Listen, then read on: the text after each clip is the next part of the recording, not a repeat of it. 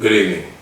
My name is Otis Muhammad, Chair of the Board of Directors and 17-year volunteer with Coastal Outreach Soccer. And this evening we have with us Neil Dawson Sr., who handles our finances and also coaches for Coastal Outreach Soccer. And so Neil, tell us, how is the agency funded? Well, first of all, let me just say I want to say thank you to United Way for once again considering us for funding. We have had an awesome partnership with you guys, and we just want to say thank you very much for what you do, not only for Coastal Outreach Soccer, but also for all the nonprofits around Glenn County and the surrounding area. So thank you very much. Well, Otis, over the 17 years, we've had different types of funding. Initially, it was just some private donors giving us funds to run our program, and even the coaches chipping in for travel and those different types of things and equipment. We've come a long way from there. So now we've worked through having several types of partners. Partners such as the Board of Education, partners such as the Housing Authority. We have private donors, we have corporate donors now. We have organizations such as United Way that also assist us. And we even have people working now to help us with endowments for the future. So the agency has multiple funding sources? At this time we do, yes. Very good. Thank you. And so we have with us Sean Williams Sr., our founder and director. And so Sean, tell us, when and why was COS founded? So COS was initially founded in 2004 with the purpose of really impacting the high school graduation rate in our community at the time, particularly the residents that were living in the city limits of Brunswick.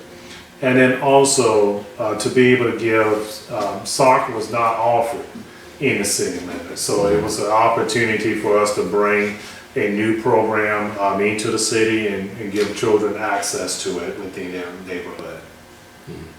So who does COS serve? So our population of the kids that we serve range from ages 4 to 18, boys and girls. And primarily, we do target low to moderate income families or communities or neighborhoods that are underserved within our community.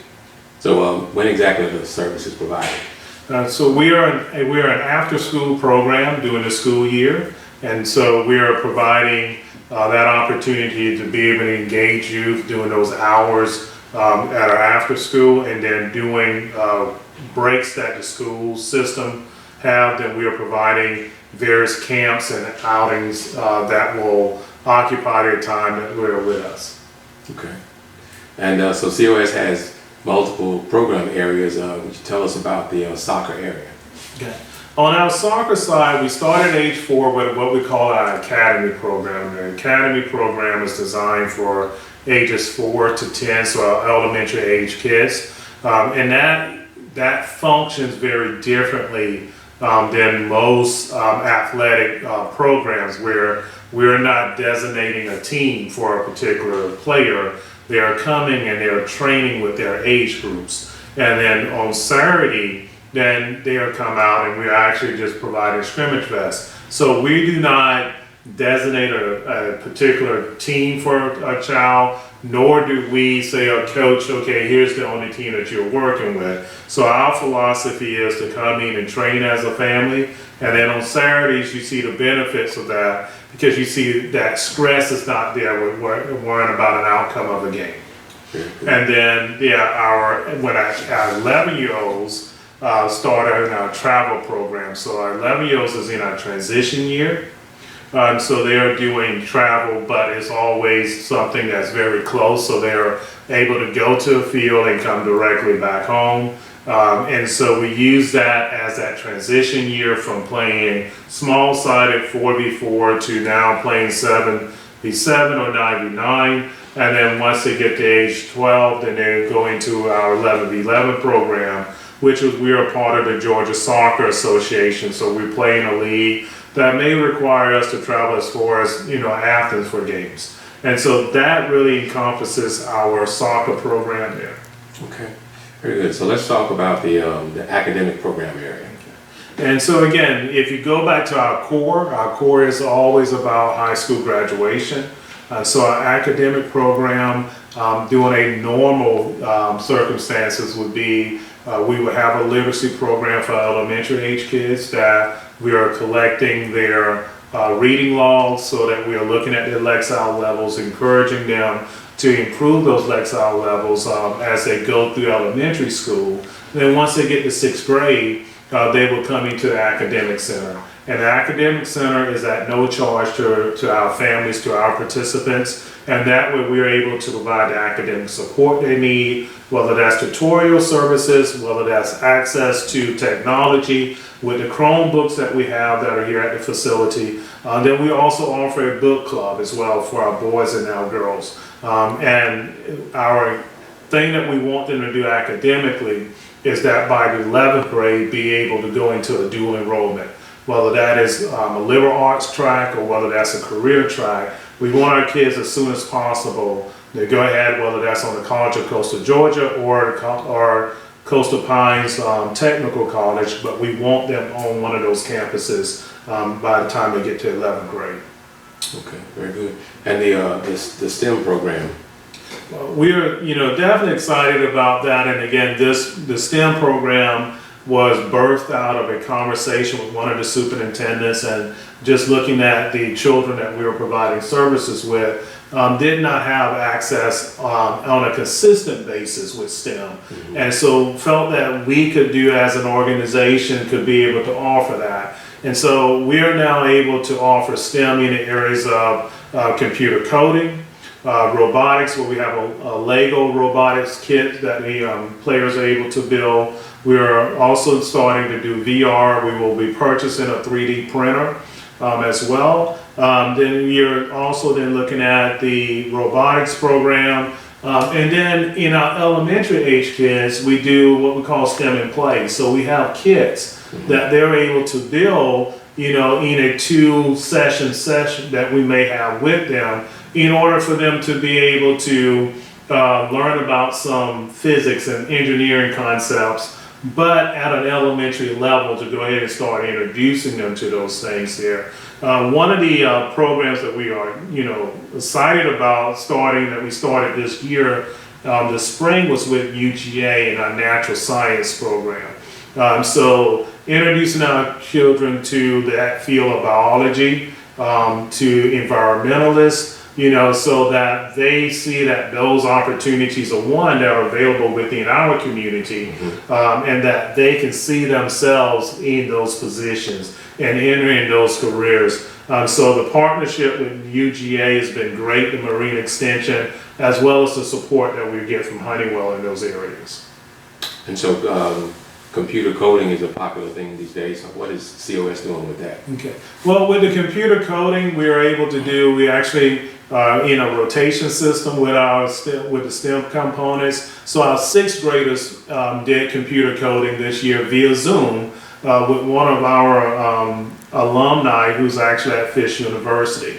And so they are going through a Lego tutorial where they're beginning to learn the basics of computer coding. And then that program will then in the 2nd semester, our 8th graders to our 11th graders then will start computer coding, and they're actually getting to more of the programming, and then can create their VR worlds and competitions that we will have out of that as well. And then the other thing I want to touch bases on with the STEM is just our sports analytics.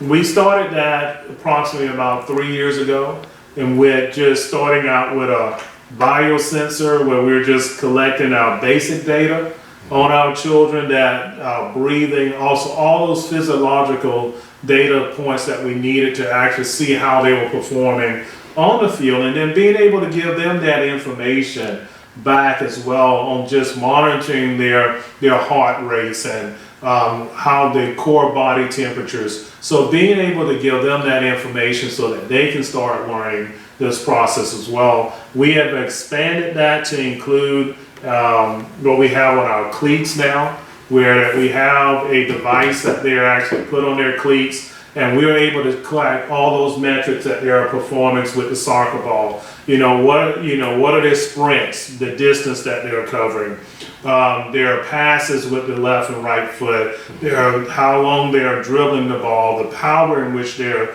striking the ball. So all of this information we're giving to them in order to help them become a better soccer player, but also to start understanding the field of sports analytics. And then that is a career path that they can actually go into. And for us as coaches, being able to look at that information also helps us to be able to understand, just physiologically what a player is going through, when that player needs some recovery time, and then also mechanically, how can we help them improve as a soccer player.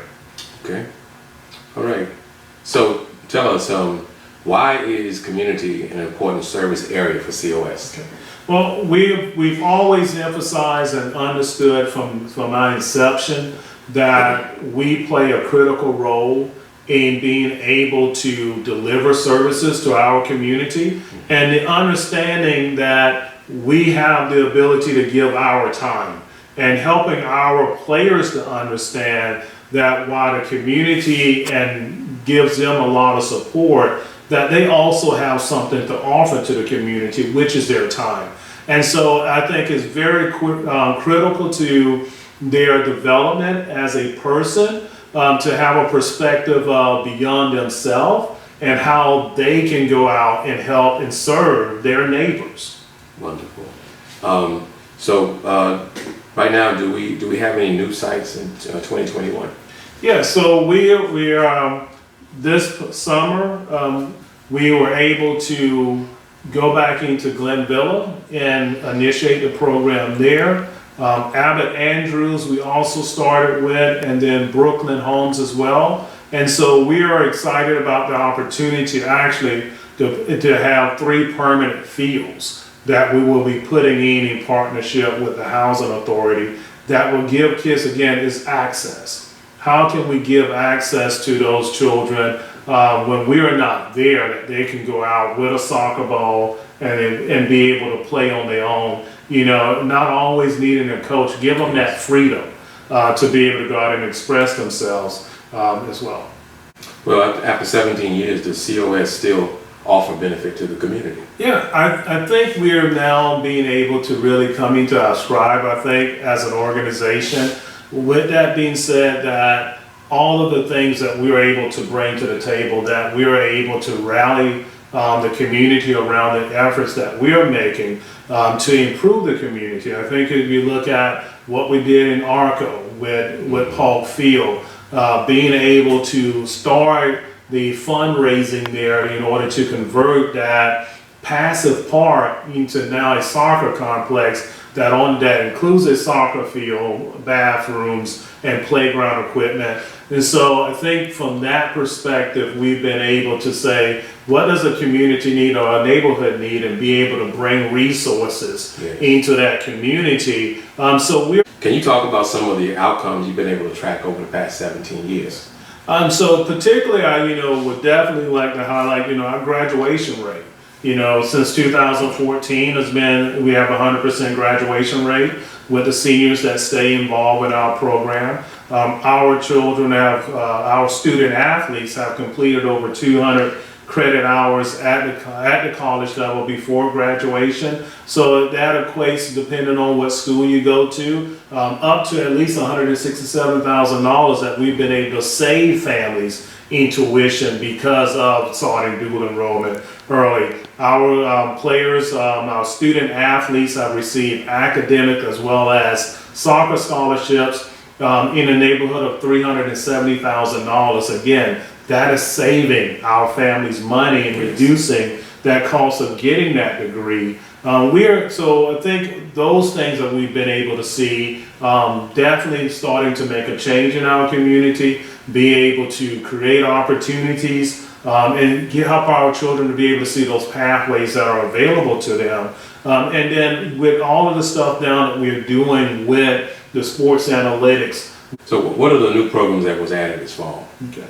So one program that we've added this fall has been, again, ties in with our sports analytics program, and is our nutrition piece. With a partner that we have with Clean Your Plate, it's been great. So what we're doing is that this has come out of how I think the organic part of COS, coming out of us saying, okay, we have a family that has this need. And being able to go out to some of our collaborative partners and community partners and say, hey, this is a service. We want to start providing this one family with some fresh fruit and vegetables in order to help them, you know, start to look at some things that, because we were concerned about some of their health issues that were in that family. But from having that conversation for it to be expanded now, that we're offering to 35 families fresh produce on a weekly basis, and you're starting to see that change. And so we're excited about being able to continue that program and also to expand it beyond this pilot group of 35 to approximately about 70 families is our goal.